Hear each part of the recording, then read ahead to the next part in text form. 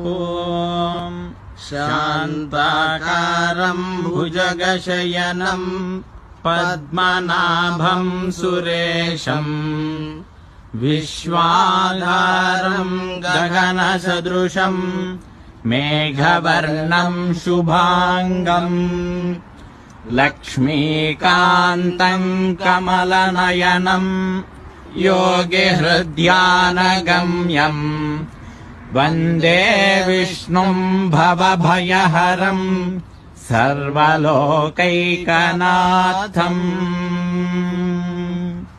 శ్రీరంగం శ్రీ రంగనాథ స్వామి యొక్క దివ్య గోపుర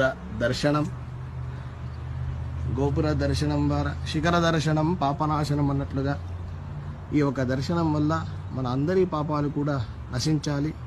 రంగనాథుడి యొక్క దివ్య అనుగ్రహము